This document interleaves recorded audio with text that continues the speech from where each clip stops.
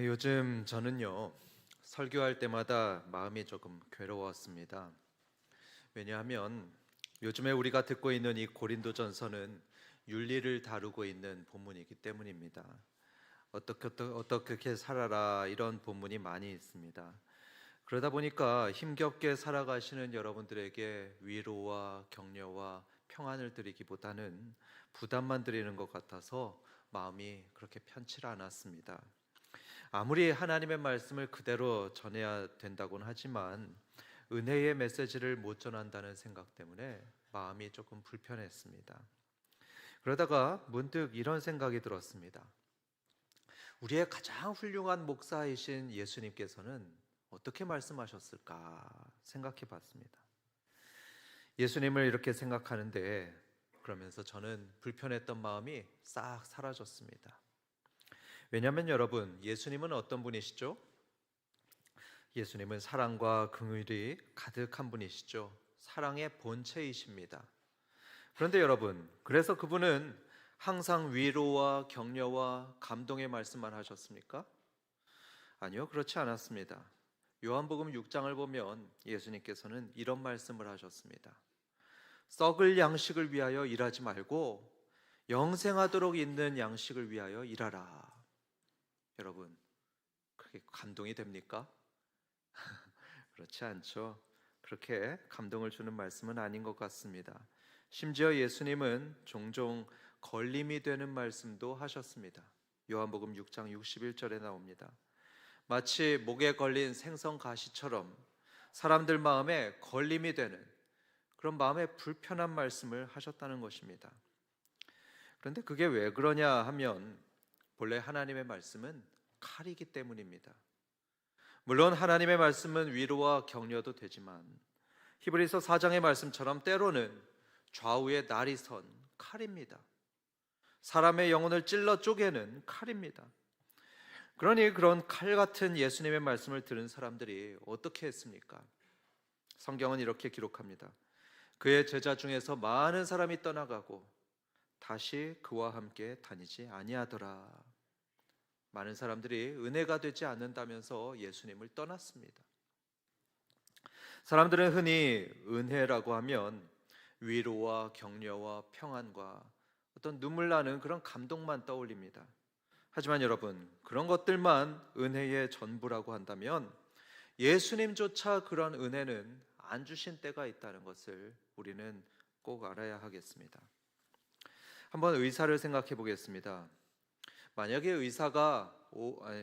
은혜가 오직 위로고 오직 평안이라면, 그렇다면 은혜로운 의사는 어떻게 해야 되겠습니까?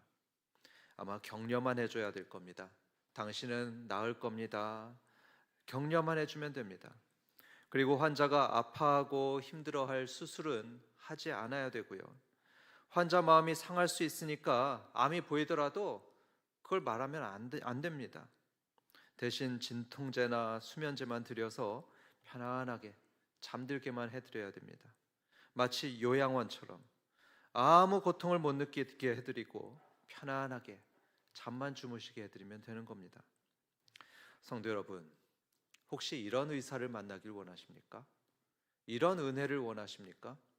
아마 아닐 겁니다. 신학자 본회퍼는 이런 은혜를 두고 값싼 은혜다 말했습니다. 은혜는 은혜인데 값싼 은혜다 하는 것이죠. 하지만 진짜 은혜, 온전한 은혜는 다릅니다. 위로와 격려와 함께 때로는 가르치고 잘라내고 질책도 하는 것, 그것이 온전한 은혜요, 진짜 은혜입니다. 한편으론 이렇게 말하는 의사도 있을 것입니다. 선생님, 대장에 큰 종양이 보이네요. 그거 바로 잘라내야 살 수 있습니다. 이건 전혀 감동적이질 않습니다. 눈물 나는 말도 아닙니다. 하지만 그렇게 말해주고 칼로 잘라주는 것이 은혜입니다. 마찬가지로 진리를 가르쳐주고 우리가 살 길을 말해주는 것, 그것이 은혜입니다. 그래서 요한복음은 예수님을 이렇게 소개합니다. 은혜와 진리가 충만하더라. 은혜만 충만한 분이 아니셨고요, 진리도 충만했던 분이 예수님이십니다. 오늘 말씀의 주제는 권리 포기입니다. 권리 포기. 사실 감동과는 거리가 좀 있는 주제입니다.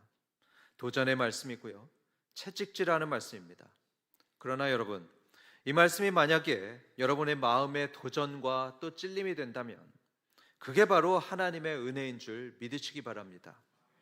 여러분의 영혼과 삶을 치유하는 명약이 되는 것입니다. 그런 은혜를 받으시는 성도님들 되시기를 주님의 이름으로 축원합니다. 먼저 고린도전서의 전체 맥락을 말씀드리겠습니다. 6장부터 바울은 성도들에게 권리를 내려놓을 줄 알아야 합니다. 이렇게 설명하고 있습니다. 우리 함께 따라해 볼까요?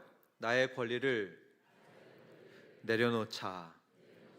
그렇습니다. 때로는 우리의 권리를 내려놓아야 한다고 성경은 가르칩니다. 이 말은 세상이 말하는 바와 전혀 다른 말씀입니다. 세상에서는 자신의 권리를 최대한 누리는 것이 상식입니다. 직장에 다니면 직원으로서 누릴 수 있는 최대한의 권리를 누려야 합니다. 대전 시민이면 시민으로서 누릴 수 있는 권리를 최대한 누리는 것이 상식입니다. 예를 들어서 대전 시민에게 10만 원씩 나눠준다. 그러면은 꼭 받으라고 서로들 권하죠. 그런데 그런 권리를 내려놓으라고 하니 그 얼마나 이상한 말로 들리겠습니까? 가끔 국회의원이 불체포 특권을 내려놓았다 이런 말이 들리곤 합니다. 그러면 다음 날 무슨 일이 생깁니까? 다음 날 뉴스에 크게 이렇게 납니다. 아무개 국회의원이 불체포 특권을 포기했다더라. 그만큼 권리를 내려놓는 것은 세상에서 낯선 일입니다. 이상한 일입니다. 어쩌면 자기 권리도 못 누리는 바보라고 세상은 조롱할 것입니다. 그런데 바울은 6장부터 고린도 교인들에게 무슨 말을 하고 있냐 하면 그런 바보의 길을 걸어가라 그렇게 권하고 있습니다. 그래서 억울한 일을 당하더라도 소송하지 말라고 합니다. 같은 성도끼리는 그 소송할 권리를 내려놓으라는 것입니다. 그리고 배우자에게는 자기 몸을 주장하지 말라고 했습니다. 자기 몸에 대한 권리를 내려놓으라는 것이죠. 또한 우상에게 바쳐진 고기에게 대해서는 먹을 권리를 내려놓으라고 했습니다. 그걸 먹음으로써 믿음이 약한 형제가 걸려 넘어질 것 같으면 그깟 고기는 먹지 말아야 된다고 말을 합니다. 주님도 이렇게 말씀하셨죠. 형제를 실족하게 하느니 차라리 연자맥도를 목에 달고 바다에 빠지는 것이 낫다. 형제 한 사람이 그 한 사람이 그만큼 소중하다는 말씀입니다. 한마디로 형제를 배려하고 사랑하기 위해서 자기의 권리를 기꺼이 내려놓는 것, 그것이 성도의 삶이요 예수님을 따르는 제자의 삶이라고 바울은 가르칩니다. 그러면 바울 당신은 그렇게 살고 있습니까? 누군가가 그렇게 물어볼 수 있습니다. 그래서인지 본문을 보면 바울은 자기도 그 권리들을 포기하고 있노라고 자신 있게 말하는 것을 봅니다. 크게 두 가지 권리를 바울은 포기하고 있는데요. 첫 번째로는 그는 결혼을 포기했습니다. 결혼해서 아내와 함께 순회 전도를 다닐 수도 있었지만 그는 결혼하지 않았습니다. 못한 것이 아니었고요. 그는 안 했습니다. 두 번째로 교회로부터 사례를 받을 수 있었지만 그는 받지 않았습니다. 특별히 사례에 관한 이야기가 본문에서 길게 다뤄지는데요. 바울은 먼저 나는 사례를 받을 권리가 있습니다 이렇게 주장하면서 이 논리를 전개하고 있습니다. 본문을 보면 세 가지 그가 사례를 받아야 될 근거를 그는 말하고 있는데요. 첫 번째로는 상식적인 근거에서 바울은 사례를 받을 권리가 있었습니다. 7절을 보겠습니다. 누가 자기 비용으로 군복무를 하겠느냐? 누가 포도를 심고 그 열매를 먹지 않겠느냐? 누가 양떼를 기르고 그 양떼의 젖을 먹지 않겠느냐? 여러분, 맞습니다. 군인이 자기 돈을 내고 군복무하는 사람 혹시 보셨습니까? 아마 못 보셨을 겁니다. 제가 장담하는데 자기 돈 내고 군복무하는 군인은 한 사람도 없습니다. 모든 군인은 음식을 받고 옷도 받고 심지어 돈도 받아가면서 군복무를 합니다. 그게 당연합니다. 마찬가지로 복음을 위해서 일하던 바울 역시도 교회로부터 살해를 받는 것이 당연하다. 그것이 상식이다. 그렇게 말씀합니다. 두 번째로 율법으로 볼 때에도 바울은 살해를 받을 권리가 있었습니다. 9절부터 10절 사이입니다. 모세의 율법에 곡식을 밟았다는 소에게 망을 씌우지 말라 기록하였으니 하나님께서 어찌 소들을 위하여 염려하심이냐 오로지 우리를 위하여 말씀하심이 아니냐 과연 우리를 위하여 기록된 것이니 밭 가는 자는 소망을 가지고 갈며 곡식 떠는 자는 함께 얻을 소망을 가지고 떠는 것이라. 여러분, 이것은 이런 의미입니다. 지금 우리는 기계를 가지고서 타작해서 곡식을 얻고 있죠. 그런데 고대 이스라엘에서는 소가 그 일을 했습니다. 소가 타작 일을 했습니다. 그런데 어떤 사람들은 그 타작하는 소의 입에 망을 씌웠다고 합니다. 왜냐하면 소가 타작을 하다가 배가 고프죠. 배가 고프니까 곡식들을 먹었던 겁니다. 그러니까 인색한 주인들이 그거 못 먹게 하려고 소의 입에 망을 씌웠다고 합니다. 참 나쁜 사람들이죠. 그러자 하나님은 그러지 말라고 하셨던 겁니다. 소의 입에 망을 씌우지 말아라. 그것이 이스라엘의 율법이고 법률이었습니다. 흥미롭게도 우리 사회는 최근에서야 동물복지법이 생겨서 동물을 보호하고 있죠. 그런데 수천 년 전에 이스라엘에서는 이미 그런 법이 있었습니다. 이처럼 하나님의 말씀은 시대를 앞서가는 말씀입니다. 그런데 바울은 이 율법의 더 깊은 뜻을 이렇게 설명하고 있습니다. 이 율법이 과연 소들만을 위한 율법이었겠습니까? 그렇지 않습니다. 이 율법은 사실은 사람들을 위한 말씀이었습니다. 밭에서 일하는 사람은 밭의 소득을 받는 것이고 또 곡식 떠는 사람은 그 곡식을 받는 것입니다. 그게 당연합니다. 이렇게 바울은 가르치고 있는 겁니다. 그리고 이 내용을 11절에선 자신에게 적용하고 있습니다. 자, 11절 보겠습니다. 우리가 너희에게 신령한 것을 뿌렸은즉 너희의 육적인 것을 거두기로 과하다 하겠느냐. 말씀처럼 바울은 고린도 교인들에게 신령한 것을 뿌렸습니다. 생명의 말씀을 전해 주었습니다. 영생의 복음을 심어 줬습니다. 덕분에 고린도 교인들은 생명을 얻었고요. 올바르게 사는 길을 배웠습니다. 그러니 그 대가로 살해를 받는다는 것, 그것은 과한 것이 아니다. 그렇게 바울은 말합니다. 13절 14절의 말씀이 그것을 뒷받침하고 있죠. 같이 보겠습니다. 성전의 일을 하는 이들은 성전에서 나는 것을 먹으며 제단에서 섬기는 이들은 제단과 함께 나누는 것을 너희가 알지 못하느냐? 이와 같이 주께서도 복음 전하는 자들이 복음으로 말미암아 살리라 명하셨느니라. 세 번째로 바울이 살해를 받을 수 있는 그런 권리가 있는 근거가 있는데요. 그것은 사도들의 관례입니다. 다른 사도들은 다들 그렇게 받았기 때문입니다. 당시 베드로를 비롯한 다른 사도들은 거의 다 교회로부터 물질적인 지원 또 재정적인 지원을 받았습니다. 그렇기 때문에 그들에 비해서 전혀 뒤처질 것이 없었던 이 사도 바울도 그런 도움을 받을 권리가 당연히 있었던 것입니다.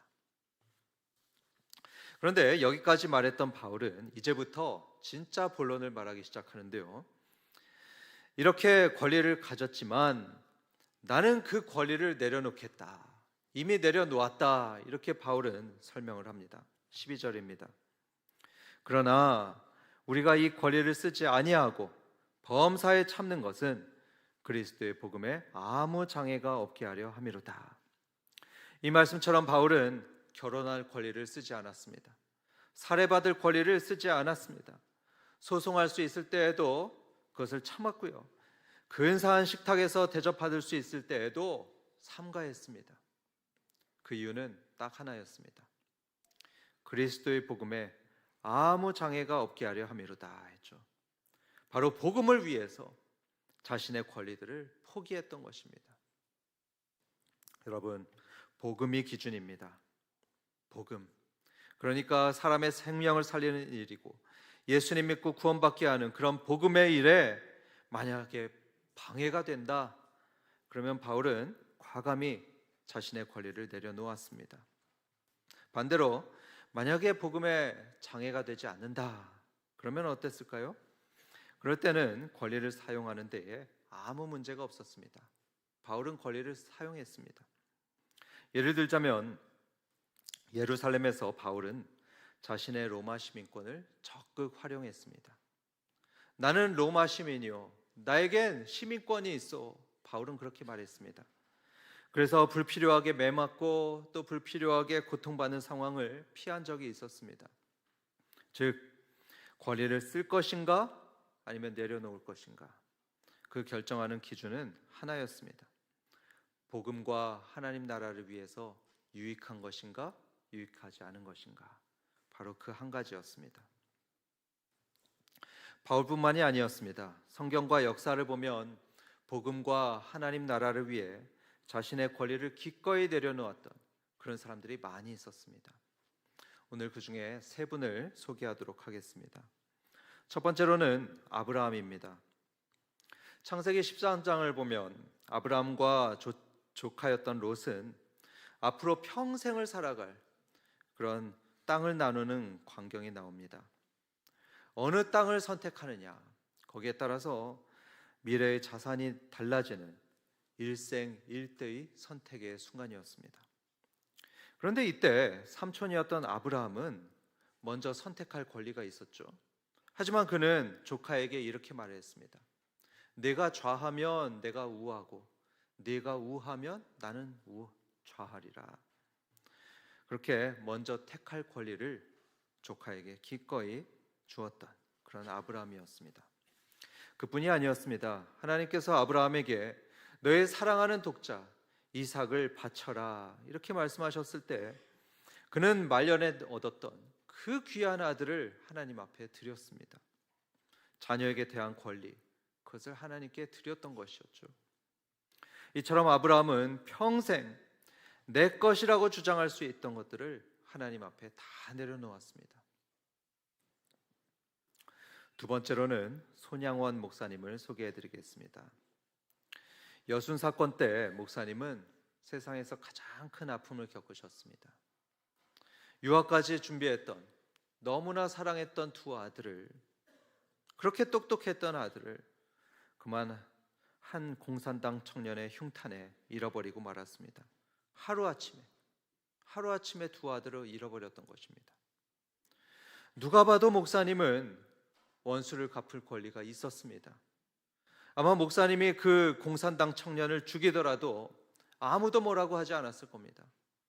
하지만 그 청년이 잡혔을 때, 그때 목사님은 이 청년을 살려달라고, 제발 그 청년을 살려달라고 탄원했습니다. 심지어 그 사람을 자신의 양자로 삼았습니다. 복수할 권리를 내려놓은 것입니다. 왜냐하면 그것이 복음을 따르고 사랑을 실천하는 길이라고 그분은 믿었기 때문입니다. 세 번째 사례, 그분은 예수님이십니다. 예수님이야말로 가장 많은 권리를 내려놓았던 대표적인 분이시죠. 빌립보서 2장 6절부터 7절입니다. 그는 예수님입니다. 근본 하나님의 본체시나 하나님과 동등됨을 취할 것으로 여기지 아니하시고 오히려 자기를 비워 종의 형체를 가지사. 예수님께서는 하나님이셨습니다. 온 우주를 창조하신 하나님의 아들, 바로 하나님이셨습니다. 하지만 예수님은 저 하늘 보좌를 버리시고 이 땅으로 사람의 몸으로 오셨습니다. 영광을 받으시고 또 섬김을 받으셔야 될 분께서 종처럼 사람들을 섬기셨죠. 그리고 마지막에는 십자가에 매달려 죽으셨습니다. 여러분, 무엇 때문이었습니까? 우리를 구원하기 위해서였죠. 우리를 구원하시기 위해서 모든 것을 가지신 분이 모든 것을 내려놓으셨습니다. 이제 우리 자신을 한번 돌아보도록 하겠습니다. 우리는 종종 이렇게 말을 하곤 하죠. 이 애는 내 애니까 내 뜻대로 키울 거야. 내 방식대로 키울 거야. 내가 이만큼 회사를 키웠으니까 나에게는 이만한 지분이 있어. 내가 이만큼 교회를 섬겼으니까 나는 이런 대우를 받을 수 있어. 물론 틀린 말이 아닐 겁니다. 그럴 권리가 있고요. 그 권리를 행사할 수 있습니다. 그러니까 사도 바울도 필요할 때는 로마 시민권을 사용했습니다. 하지만 성도 여러분, 사람들이 만약에 모두가 자기 권리만 끝까지 고집한다면, 자기 권리만 그렇게 주장한다면 그러면 어떻게 되겠습니까? 필연적으로 갈등이 생깁니다. 반드시 다툼이 일어날 것입니다. 퇴근하고 집에 왔는데 설거지거리가 이만큼 쌓여 있습니다. 여러분, 누가 해야 될까요? 내가 더 힘든 일을 하고 사니까 당신이 해야지. 돈도 내가 더 많이 벌잖아. 나에게는 쉴 권리가 있다고. 그러면 배우자는 가만히 있습니까? 나는 뭐 노는 줄 알아? 나도 힘들다고. 그러면서 그 집은 전쟁터가 됩니다. 이처럼 부부가 내가 더 대우받아야 된다고 주장한다면 그 집의 행복은 사라집니다. 교회도 마찬가지입니다. 여기는 우리 부서 공간인데 이용하면 안 됩니다. 이렇게 따지고 들면요, 화평은 깨집니다. 모두가 자기 권리만 주장한다면 그곳에는 긴장과 다툼만 있게 돼 있습니다. 반대로 자기의 권리를 양보하고 또 내려놓는 사람들이 많은 그런 공동체는 어떻겠습니까? 서로 당신이 먼저 하라고 권하고 서로 당신이 가지라고 그런 권하는 공동체는 그러면 어떻게 되겠습니까? 기쁨이 있을 것이고요, 평화가 있습니다. 가정이 화목합니다. 교회와 목장이 따뜻해질 것입니다. 그리고 권리를 그렇게 내려놓는 성도는 어떨 것 같습니까? 마음이 자유로워집니다. 평안해집니다. 여러분 한번 해보시기 바랍니다. 정말로 마음이 평안해집니다. 복음을 위해서 권리를 내려놓아 보시고요, 공동체를 위해서 양보해 보십시오. 우리는 하나님을 믿으니까요, 하나님께 다 맡겨보시고 내려놓는 것입니다. 그러면 정말로 마음이 자유로워지고 평안해집니다. 그런 하늘의 복이 우리에게 임합니다. 저도 그런 경험이 있습니다. 제가 우리 교회에서는 사례를 받고 있긴 합니다만은 자립이 어려운 교회에서 설교할 때는요, 거의 사례를 받지 않았습니다. 받을 권리는 있습니다. 하지만 받지 않았습니다. 왜냐하면 제가 받을 권리보다도 어려운 교회를 돕는 것이 더 중요했기 때문입니다. 그리고 여러분 아시듯이 결혼식과 또 장례식을 인도할 때도 저는 사례를 받지 않겠다고 선언을 했습니다. 여러분, 그렇게 내려놓으니까요, 참 마음이 평안해집니다. 쓸데없는 욕심도 사라지고요, 성도들과의 관계도 훨씬 자유롭게 되었습니다. 그뿐 아니라 성경은 분명히 말씀합니다. 복음을 위해서 권리를 내려놓는 사람에게 상이 있다고 분명히 말씀합니다. 17절과 18절을 보면은 값없이 복음을 전했던 바울에게 상이 있을 것이라고 말씀을 하고 있죠. 즉, 포기한다는 것은 당장은 손해보는 것으로 보이지만 결국에는 하나님께서 반드시 상을 주십니다. 하나님께서 살아계시기 때문에 반드시 상으로 갚아주십니다. 그 대표적인 증거로 성경은 우리에게 예수님을 바라보라고 말씀하고 있습니다.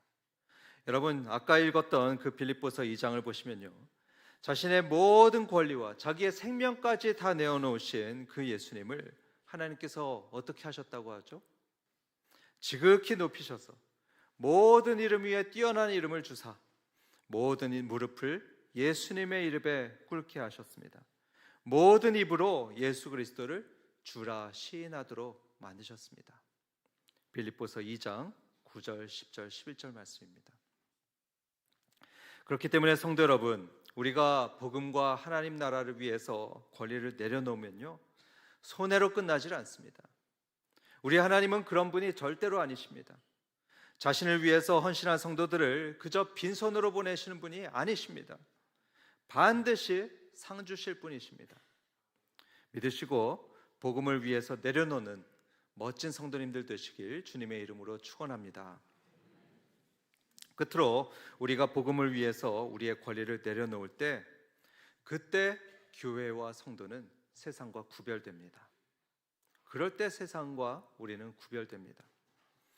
여러분, 이 교회가 세상의 단체와 다른 그런 결정적인 것이 무엇일까요?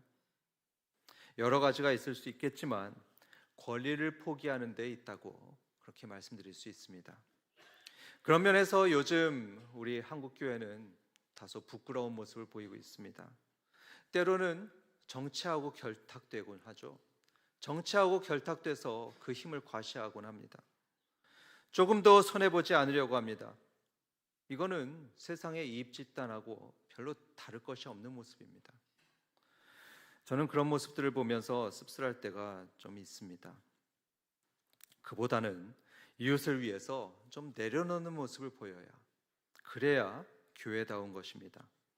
저 하늘나라를 가진 사람들답게 이 땅에 조금 그 작은 것들은 내려놓는 것을 보여야 하는 것입니다. 양보해야 하는 것입니다.